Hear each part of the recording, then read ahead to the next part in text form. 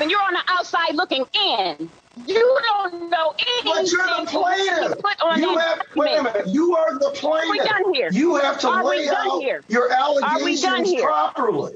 Are we done here? No, we're not. Exactly what perjury means. No, we're not. Do not insult my intelligence.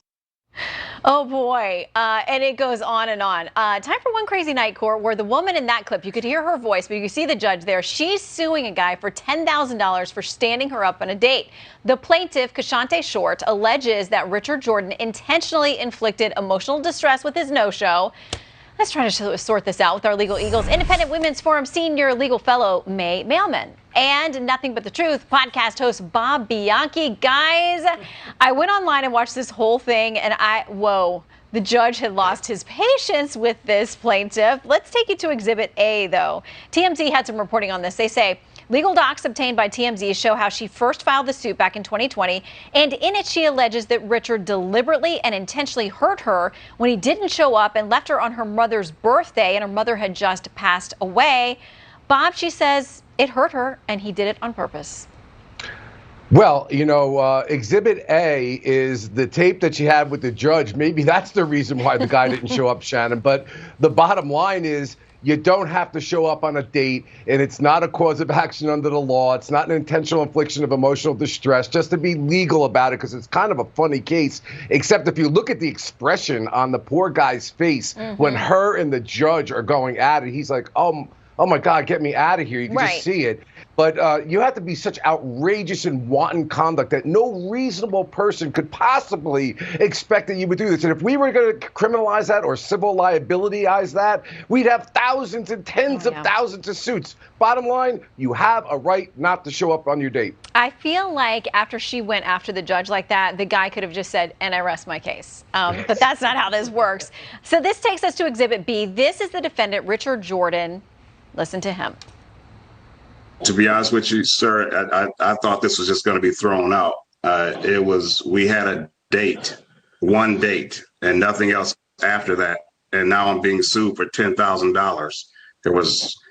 I don't see how this is going to go any further. I think it's a waste of your time. May?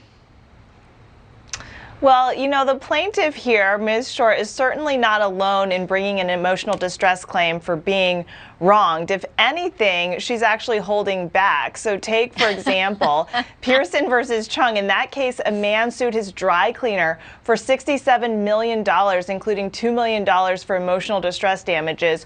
Or there's a case where someone sued Michael Jordan because he had been mistaken for Michael Jordan too many times and sued Michael Jordan for $416 million.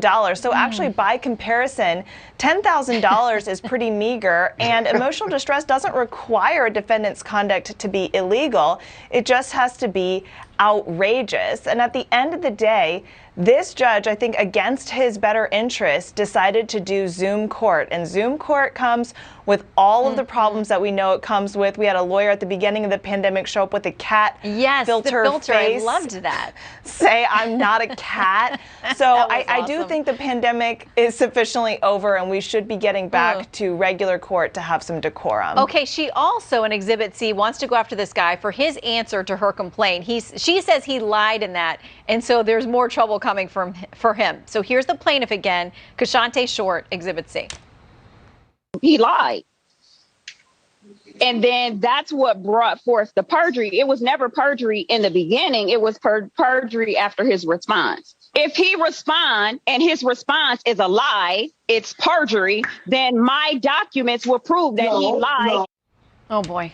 You really should watch this whole thing online. I'm going to give you guys both a chance to make your quick final arguments here. As you saw, the guy just kind of shaking his head. But apparently this woman has filed a lot of other lawsuits. And it sounds like they did go on one date, but we can understand why maybe they weren't a match and he didn't show up for the second one. But Bob, we'll give you a few seconds and then May. Yeah, and the cases that May respectfully brings up, those cases where you could file them, but they're ultimately thrown out. I go back to the Jennifer Gardner 13 going on 30 phrase. Everybody knows it. Love is a battlefield, and it's not actionable when you're dissatisfied with the results. May? You know, Ms. Short, she does think that she's an expert on perjury, but I don't know if she's unique in that all of our Instagram friends are now constitutional law scholars. They're domestic policy experts. They're foreign policy experts. So maybe she's just part of a larger trend. Well, I think the case is getting booted to a different courtroom. We will keep everyone updated. May and Bob, thank you. Thank you, Shannon. Thank you.